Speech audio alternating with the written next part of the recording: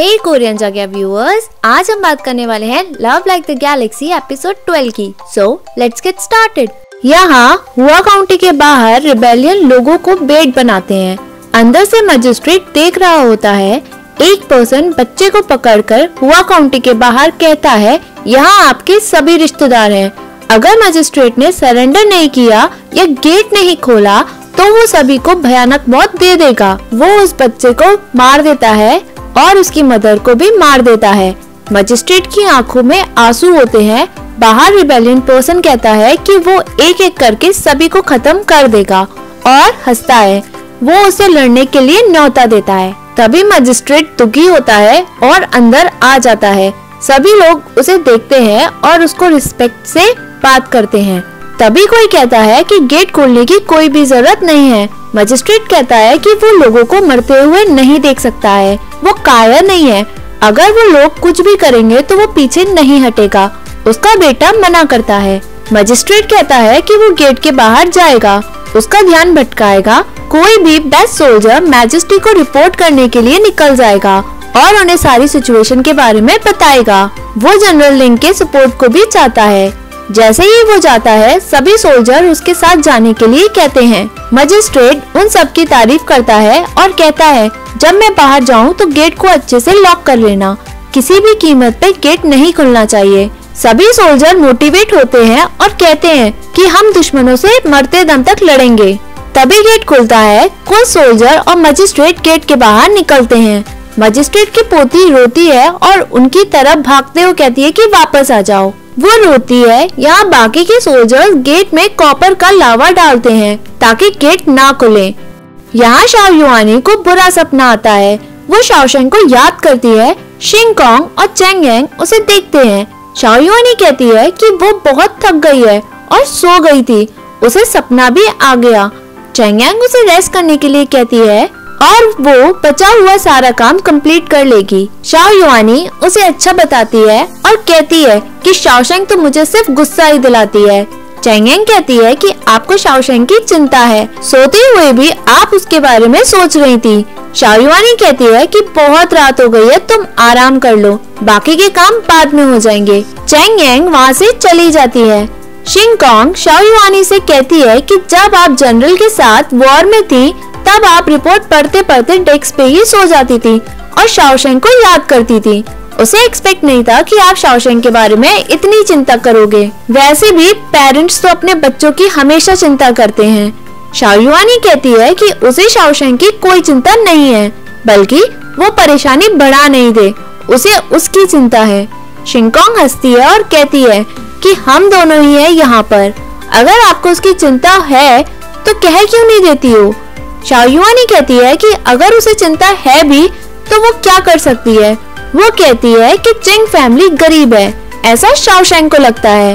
But गरीबी क्या होती है उसने कभी देखी ही नहीं, उसने कभी सोचा नहीं था। और कैसे पता कि हमने इतने साल अपनी जिंदगी कैसे बिताई है। यहाँ हुआ काउंटी के बाहर मजिस्ट्रेट मर चुका होता है। रिबेलियन गेट को तोड़ते हैं और गेट टूट जाता है और सभी हुआ काउंटी के अंदर लोगों को मारते हुए अंदर आ जाते हैं। सभी जगह लोग मर रहे होते हैं। लोग अपनी जान बचा नहीं पाते हैं। वो लोग घरों में भी आग लगा देते हैं। मजिस्ट्रेट की पोती भागती है और एक सिपाही को तलवार दिखाती है। वो सिपाही मुड़ता है और उस बच्ची की छाती पर लात मार देता है। लड़की गिर जाती है। जैसे ही वो उसे तलवार से मारने की कोशिश करता है तभी एक तीर उसको लगता है। यहाँ हमारे फेवरेट हीरो यानी लिंग बुई की एपिक एंट्री होती है। रिबेलियन को पता लग जाता है कि ब्लैक आर्मर गार्ड्स यानी लिंग बुई है। सभी डर जाते हैं। बुई उन सबको खत्म करने का ऑर्डर देता है। ब्लैक आर्मर गार्ड्स उन सबको मारने के लिए निकलते हैं। रिबेलियन भगोड़े की तरफ भागते हैं। बुई उस बच्ची के पास जाता है। वो बच्ची कहती है कि क्या आप यहाँ के नए मजिस्ट्रेट हैं? वो बताती है कि उसके ग्रैंडफादर ने ये नए मजिस्ट्रेट को देने के लिए कहा है। बुई उसे ले लेता है। तभी एक फ्लैशबैक आता है जिसमें मजिस्ट्रेट और वो बच्ची होती है। मजिस्ट्रेट उसको सील लेने को और छुपाने को कहता है और बताता है कि जब नया मजिस्ट्रेट यानी अंकल चेंग आएंगे उनको ये दे देना। उनका कहना है कि हुआ काउंटी के लोगों का और इस सील का अच्छे से ख्याल रखें। बुई हाँ करता है। बच्ची को बचाते हुए बुई को तीर लग जाता है। तभी क्विकी और यूफई आ जाते हैं। बच्ची पूछती है, अंकल आप ठीक हैं? बुई हाँ करता है और उस बच्ची को ट्रीटमेंट के लिए भेजता है। बुई अपने आप को संभाल नहीं पाता। क्विकी कहता है कि हमें मैजेस्टी के पास चलना चाहिए क्योंकि वहीं के वो फिजिशियन आपका सही से ट्रीटमेंट कर सकेंगे। बुई कहता है कि सभी रिबेलियन को मार दिया क्या? क्विकी कहता है उनमें से कुछ लोग बचकर भाग गए हैं, लेकिन वो बच नहीं पाएंगे क्योंकि वो और सोल्जरों को वहाँ उनके पीछे भेज रहा है उन्हें मारने के लिए। बुई सील क्विकी को देता है और कहता है कि नया मजिस्ट्रेट आएगा उसे ये दे देना। क्विकी बताता है कि नया मजिस्ट्रेट चेंगशी का छोटा भाई चेंगजी है। उसने सुना था कि फोर्थ लेडी भी यहाँ उनके साथ आ रही है।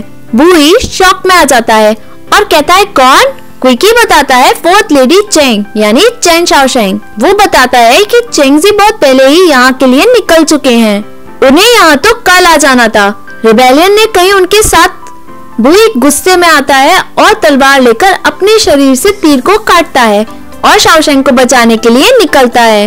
वो सभी सोल्जर को ऑर्डर देता है और कहता है कि रास्ते में जो भी रिबेलियन मिले उसे खत्म कर देना और वहाँ से भागते हुए चला जाता है। यूफई पूछता है कि मास्टर इंजर नहीं है क्या? हो क्या रहा है? क्विकी कहता है कि उनकी हेल्प करो। यहाँ शाओशेंग सो रही होती है, उसे कुछ आवाज सुनाई देती है। रिबेलियन गेट तोड़ रहे होते हैं। शाओशेंग भागती है, गेट टूट जाता है। रिबेलियन अंदर आते हैं। लीडर पूछता है कि तुमने हमारे बारे में किसी को कुछ कहा है? शाओशेंग कहती है कि तुम्हें डर लग रहा है कि हमने तुम्हारे बारे में किसी को जानकारी दी है या नहीं? तुम डाकू तो नहीं हो? लीडर कहता है कि तुम ज्यादा दिनों तक जिंदा नहीं रह पाओगी, तुम अपनी मेट की तरह ही मरोगी। शाओशेंग म्याओ के बारे में पूछती है। लीडर बताता है कि म्याओ बहुत तेज थी, वो बहुत स्ट्रगल कर रही थी फिर भी नहीं मरी, मैंने उसे मार दिया है। शाओशेंग कहती है कि वो उसे छोड़ेगी नहीं। फाइनली लड़ाई होती है। लीडर जैसे ही शाओशेंग को मारने निकलता है, शाओशेंग अपने आप को बचाते हुए गिर जाती है। जैसे ही वो उसे तलवार से मारता है, लिंग बुई की तलवार उसे पीछे से मार देती है। वो हवा में उड़ते हुए गिरता है और मर जाता है। तभी यहाँ बुई की एंट्री होती है। शाओशेंग उसे देखती है। बुई अपना आर्मर को लेता है और उस लीडर को जमीन में गिरा देता है। तभी एक रिबेलियन शाओशेंग की तरफ बढ़ता है। बुई उसे भी खत्म कर देता है। बुई शाओशेंग के पास जाता है, उसे उठाता है और कहता है कि डरने की कोई जरूरत नहीं है, वो इधर ही है। तभी बुई खड़ा होता है, शाओशेंग को देखता है। यूफई कहता है हमें अब वापस चलना चाहिए, आपको ट्रीटमेंट की जरूरत है। बुई यूफई का घाव देखते हुए पूछता है कि तुम्हारी पट्टी किसने की? यूफई शाओशेंग बताता है और कहता है कि वो डरी भी नहीं। बुई पूछता है कि तुम्हारी पट्टी शाओशेंग ने की है? यूफई हाँ करता है। बुई वहाँ से चला जाता है। यूफई क्विकी से पूछता है कि क्या मैंने मास्टर को गुस्सा दिला दिया है? क्या उसने फिर से कुछ गलत कर दिया है? क्विकी बताता है तुम्हारा हाथ टूट भी सकता था। यूफई शॉक में रहता है। अंदर शाओशेंग सभी का ट्रीटमेंट करती है और बचाती है। शाओशेंग को ये सब देखकर उल्टी होती है। बुई उसे हैंकरचिफ देता है और कहता है कि इस हैंकरचिफ में ट्रांक्विलाइजिंग पाउडर है जिससे वो अच्छा महसूस करेगी। शाओशेंग उसे थैंक्स बोलती है। बुई उसे डरने के लिए मना करता है। शाओशेंग कहती है कि अगर आप सही वक्त पे बचाने नहीं आते, ना जाने उसके साथ क्या हो जाता। वो कहती है कि मैं ज्यादा कुछ नहीं कर सकती, बट आपके सोल्जर का थोड़ा बहुत ट्रीटमेंट कर सकती हूँ। अगर आप कहीं और जाने में लेट नहीं हो रहे हो तो आप इंजर सोल्जर को यहाँ छोड़ के जा सकते हो, मैं उनका ध्यान रख लूंगी। बुई पूछता है इंजर सोल्जर को यहीं छोड़ दूं क्या? शाओशेंग हाँ करती है और कहती है कि अगर आपका कोई और प्लान हो तो वो कुछ भी नहीं कहेगी। बुई पूछता है कि क्या मैं यहाँ पे रुक सकता हूँ? शाओशेंग पूछती है क्यों? बुई कहता है ट्रीटमेंट के लिए। शाओशेंग उसका ट्रीटमेंट करने के लिए जाती है। वो उसके घाव को देखती है। यूफई कहता है कि मास्टर ने रेस्ट नहीं किया, आप सभी को बचाने के लिए उन्होंने अपना ट्रीटमेंट भी नहीं करवाया। क्विकी उसे रोकता है। एक सर्वेंट कहता है कि बुई से आपने तीर को काट लिया है और निकालने के लिए बहुत छोटा है, हम कहाँ से तीर को निकालें? वो घाव को काटने की बात करता है। बुई मान जाता है। सर्वेंट कहता है कि हम घाव को नहीं सिल पाएंगे, उसे डर है कि खून बहना बंद नहीं होगा। वह घाव को ट्रीट करने के लिए मना करता है। यूफई कहता है कि मैं मिलिट्री सर्जन को लेकर आता हूँ। क्विकी कहता है कि तुम कितनी भी जल्दी जाओगे, मिलिट्री सर्जन को ढूंढने में टाइम लगेगा। मास्टर तब तक वेट कर सकते हैं क्या? शाओशेंग कहती है कि उसके पास एक आइडिया है, बट वो काम करेगा या नहीं उसे ये बिल्कुल नहीं पता है। वही कहता है कि करेगा। दोनों एक दूसरे को देखते हैं। यूफई उसे जैसे ही क्वेश्चन करता है, क्विकी उसे रोकता है। शाओशेंग अपना नेकलेस उतारती है, उसके धागे को मोड़ती है। वो इस धागे के बारे में पूछता है कि क्या ये मजबूत है? शाओशेंग कहती है कि ये शाओशेंग स्ट्रिंग है, जहाँ से मेरा नाम आता है। वो उसे तीर निकालने को कहता है। शाओशेंग उसका घाव देखती है और उस रस्सी से फंसाती है। दोनों एक दूसरे को देखते हैं। शाओशेंग डरती है और मुड़ती है। वो उसका हाथ पकड़ता है और कहता है कि डरने की कोई जरूरत नहीं है, ये कुछ भी नहीं है, और शाओशेंग को अपनी तरफ खींचता है।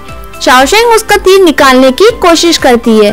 वो ही पूछता है कि शाओशेंग स्ट्रिंग तुम्हारे लवर की तरफ से गिफ्ट है क्या? शाओशेंग हाँ करती है और चीची का नाम बताती है, जो सोंगबाई की बेटी है। दोनों एक दूसरे को देखते हैं। वही कहता है कि डरो नहीं। जब वो तीर निकालती है तब वही का खून निकलता है। उसे बहुत दर्द होता है, बट वो अपनी आंखें बंद कर लेता है। फाइनली शाओशेंग तीर को निकालती है और खून रोकने के लिए कपड़ा लगाती है। शाओशेंग तसल्ली करती है। बुई दर्द में तड़पता है, बट वो कुछ नहीं कहता। शाओशेंग पूछती है दर्द हो रहा है क्या? बुई मुस्कुराते हुए मना कर देता है और शाओशेंग से पूछता है कि क्या तुम्हारे हाथों में दर्द हो रहा है? शाओशेंग मना करती है। बुई खुश हो जाता है और कहता है अच्छी बात है। शाओशेंग सर्वेंट को बुलाती है और कहती है कि इनके घाव में पट्टी करो। शाओशेंग उठती है। बुई का तीर क्विकी को देती है। सर्वेंट पट्टी करता है, बट बुई शाओशेंग स्ट्रिंग को उठा लेता है। शाओशेंग मुड़ी होती है। क्विकी बुई को एरो देता है और पूछता है कि इस तीर में कुछ अलग लग रहा है। बुई कहता है ये तो अच्छे और लेटेस्ट तीर है, जिसमें हेड आर्मर डॉग सुपरवाइज करते हैं। बुई को शक होता है। शाओशेंग कहती है कि शू ने धोखा दिया है। उन्होंने हथियार सीक्रेटली खरीदे हैं रिबेल करने के लिए, वो बैंडिट नहीं है। शाओशेंग मुड़ती है, बुई को देखती है और कहती है ये तो सिर्फ अंदाजा है। बुई कहता है कि मैजेस्टी ने अंदाजा लगा लिया था, उन्होंने मुझे डाकू को मारने का ऑर्डर दिया था। फाइनली सभी परेशानी खत्म हो गई है।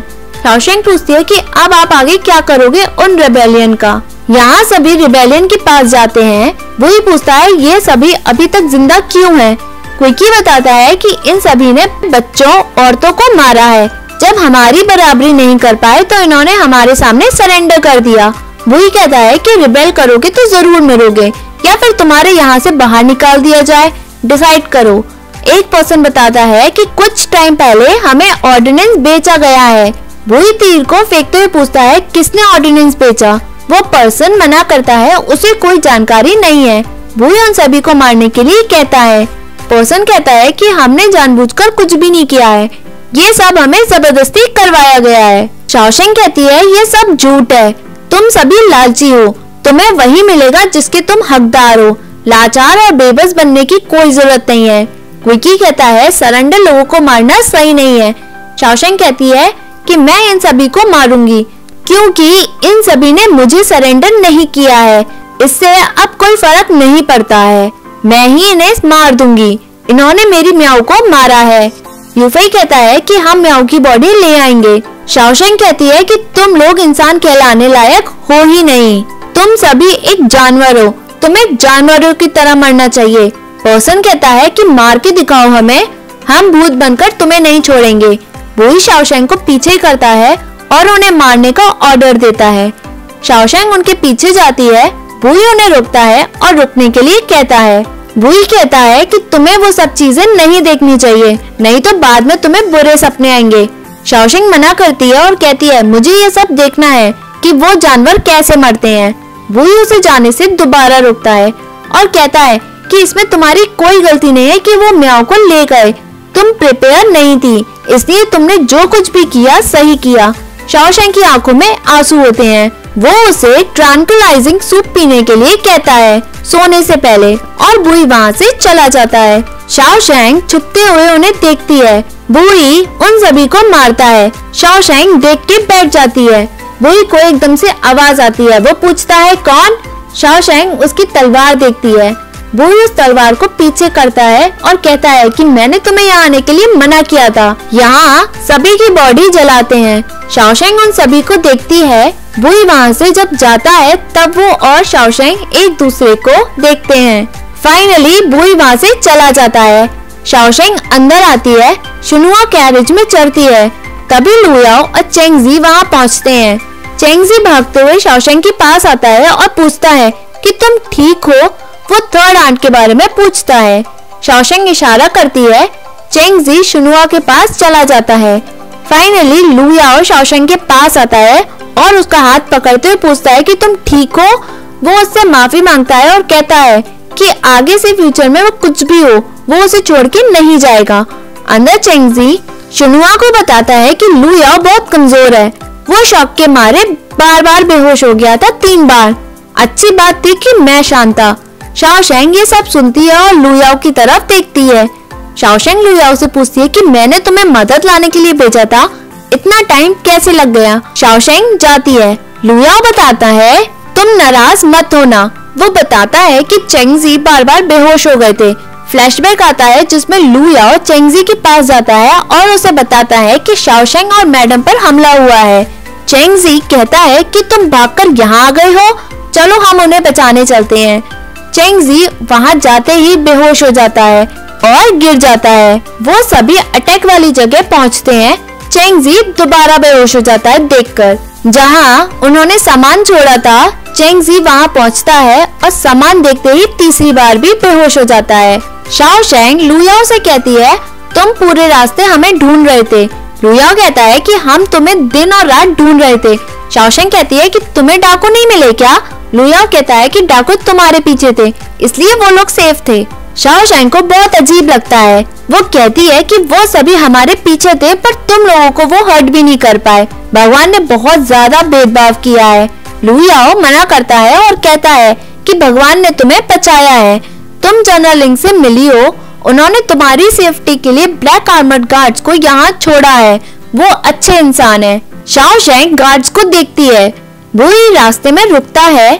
उसे एक पत्ती में खून दिखता है और कहता है ये तो ताजा खून है। रिबेलियन फैंग चैंग दूर नहीं गया होगा, उसे ढूंढो। सभी आर्मर गार्ड्स उसे ढूंढने के लिए निकलते हैं। बुई खून पहुंचने के लिए हैंकरचीफ निकालता है बट उसे शाओशैंग की याद आ जाती है। जब उसने उसका हैंकरचीफ यूज किया था, यूफई कहता है कि आप वो तेडी को बचाने आए, इतना काफी नहीं था बल्कि आपने अपने गार्ड्स को उनकी सेफ्टी में भी लगा दिए जब तक वो हुआ काउंटी में ना पहुंच जाए। बुई कहता है वो हुआ काउंटी के नए मजिस्ट्रेट हैं। अगर रास्ते में उन्हें फैंग चैंग मिल गया तो इसलिए हमें केयरफुल रहना चाहिए। यूफई कहता है बस। बुई उसकी तरफ देखता है और कहता है क्या? बुई उसका हाथ मांगता है और उसके कपड़ों से अपना हाथ का खून पोंछता है। वो उसे वहीं रुकने के लिए कहता है और आगे वहीं लीड करेगा। बुई वहाँ से चला जाता है। यूफई को कुछ समझ नहीं आता। यहाँ ब्लैक आर्मर गार्ड्स हुआ काउंटी में पहुँचते हैं। वो सभी रुकते हैं। तभी क्विकी कहता है कि हमने आपको हुआ काउंटी में सुरक्षित पहुँचा दिया है। वो जाने की बात करता है। शाओशैंग उसको थैंक यू कहती है। क्विकी वहाँ से चला जाता है। यहाँ हुआ काउंटी में हर जगह लाशें होती हैं। तबाही का मंजर दिखाई देता है। खून से मिट्टी लाल हो चुकी होती है। सभी लोग अपनों को खोने के लिए रोते हैं। हर जगह मातम सा माहौल होता है। शाओशैंग कैरेज से उतरती है। सभी वहाँ का मंजर देखकर दुखी होते हैं। शाओशैंग गुजरती है। वो सभी को देखती है। बच्चे अपनी माँ के लिए रोते हैं। कोई ना कोई अपनों को देखकर रोता है और शाओशैंग उन सभी को देखती है और एपिसोड यही एंड होता है। Hey viewers, if you like this video, please like, share and subscribe this channel. Thank you.